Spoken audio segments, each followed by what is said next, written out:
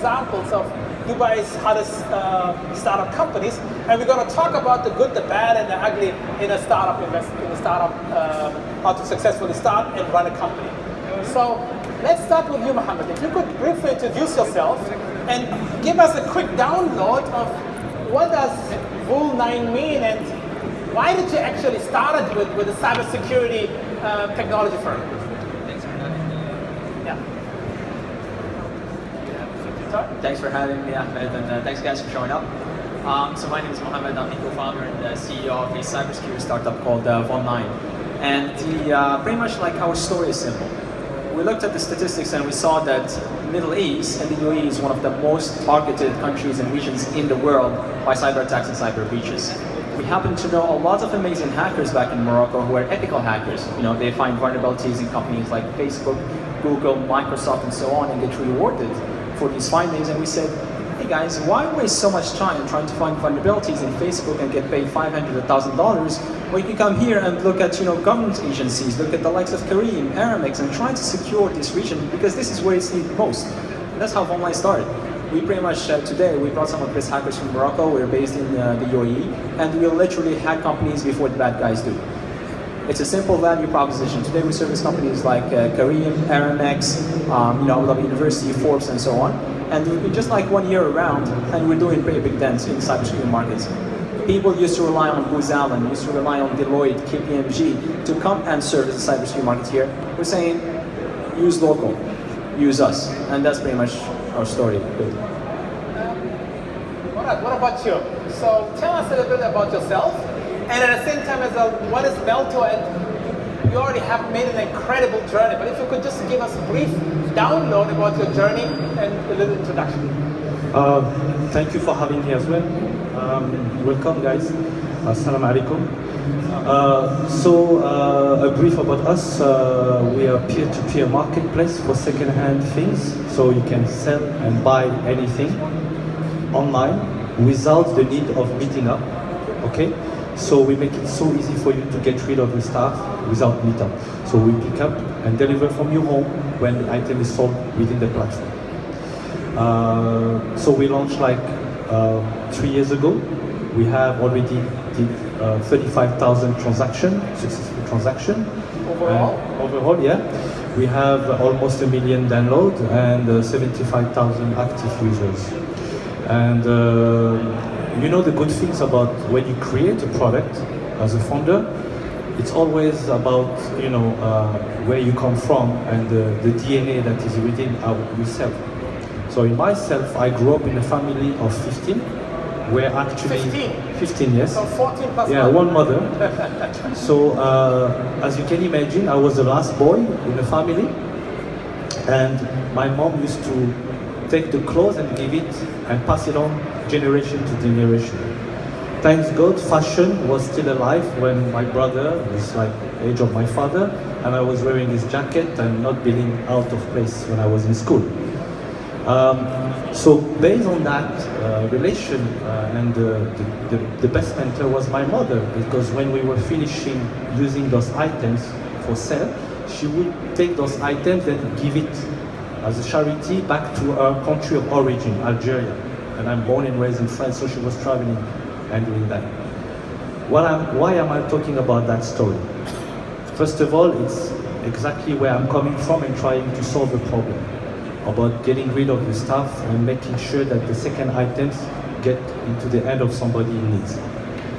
In 2 weeks, we will launch within the Melto application something called the Impactor by Melto, where everybody can participate and sell their stuff for a cause. And we're tying up with charities locally in Dubai to help them get access to cash. So that's a little bit about... Thank you. And now let's go to something completely different. And if you just give us a brief download about yourself and about Yalla Pickup. What is Yalla Pickup, and how did you come up with that idea and the name?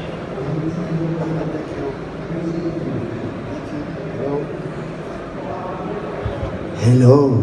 All right, now you woke us up. Thank you for having us. Thank you guys for, I hope I'm not gonna bore you too much, so just be quick with that one.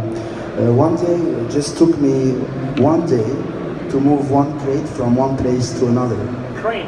Crate, like a box, like a big box. Because in Dubai, you have to go look around the city for pickup trucks. And then you have to drive behind them, and then you have to go load it, drive back, and pay their money. And this is how Yalla Pickup was created.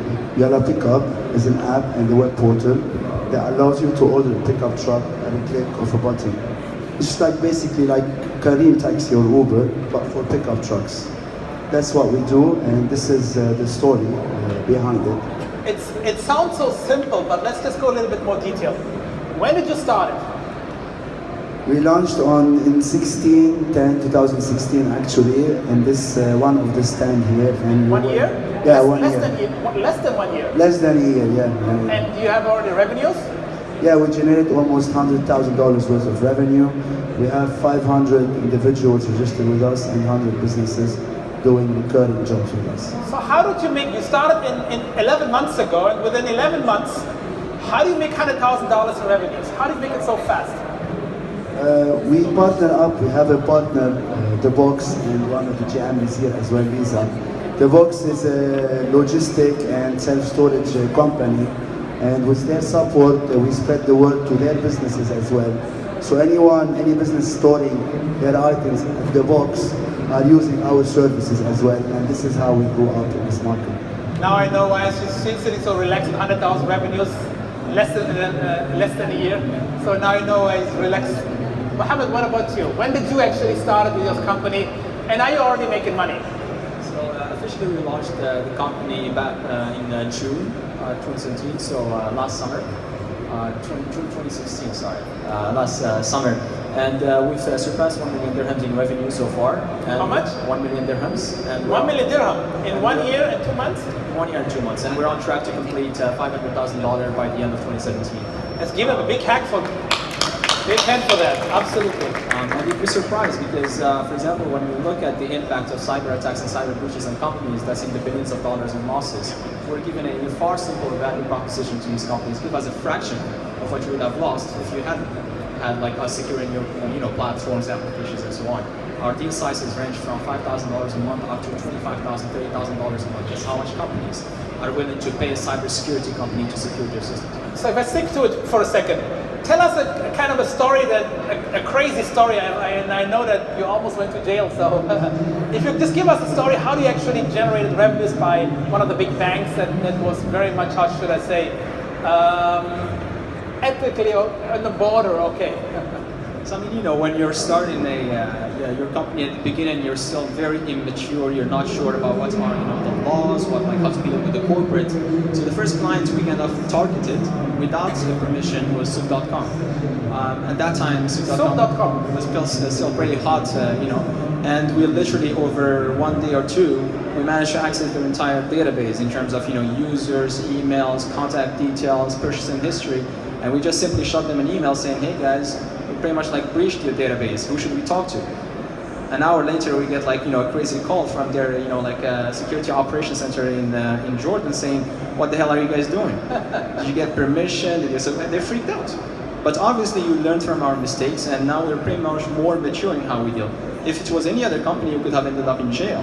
But thankfully, we dealt with a company that was flexible enough and supportive enough to work with entrepreneurs. Another fun fact about our team is one of our best assets, one of our best ethical hackers spent 2 years in jail in Brussels for having hacked the Belgium's intelligence services and a couple of banks there. So we work with some guys who are at the edge of what hacking is. Some of them from black hat turned white hat, and some of them white hat all through. Excellent. We're going to talk about talents next. Murad, you launched with Melton one of the most creative and awesome platform. Tell us how your journey, and I know you're revenue, so I'm going to ask you that, but tell us a little bit about, now we're going to talk about the bad and the ugly about a startup. When you initially raised money, difficulties, and then how do you turn these difficulties into literally success when you raise money and as well revenues? Yeah, usually when you try to launch your business, the first thing you do, you talk to your friends, you say, starting to invest in you. They are the first people to reach out. in order to raise some capital to launch what we call a minimum viable product. So you try to really understand that the region require a lot of money, I mean, to stay. So you have to make sure that you have a team that is willing to work on the budget, I mean, and work with whatever capital you can raise. So raising capital in a region now is becoming much more easier than 3 years or 4 years ago. So you have a lot of active angels, actually, a lot of groups. I was founded at the early stage by a women group called Womina and other active small VC I would say in the region. And they always want to make sure that you work on the deliverable. You know, you create your product, they put money, get some traction, and then when they see some traction, product market fit, things happening, and then they continue to put money and so on and so forth. What is very important, I mean, a lot of entrepreneurs come to me and they say, you know what, it's so difficult to raise money and blah, you know. Actually, it's not at a very early stage. It's very easy, especially in the city of, I would say, 35,000 millionaires and billionaires. It's not that easy. It's not that difficult, actually, to raise the first little ticket. So I encourage people to network, meet with others, get some money, get your product out in the market, and then deliver, execute, and show some traction. When you start showing some traction, then you have more people willing to put money into it. So we have now a lot of VC coming in place. To name a few, there's MAVP, which already invested in us. You have Ride Venture from Saudi Arabia, very active in the region, able to give you another $300 into your pre-series A type of thing. But the journey will never be easy at the end of the day, because you know your product will change over time. In our case, for example, we thought that making it so easy for you to sell an item would solve the problem. We quickly realized that was not the easiness and fast way of posting an item, it was how quick are you able to sell this item. So when we realized that we needed to step in and make sure that we get real buyers, trusted buyers, willing to pay in-app to secure the payment and delivering the item, that was a turning point. That was a turning point, and that's how we start going.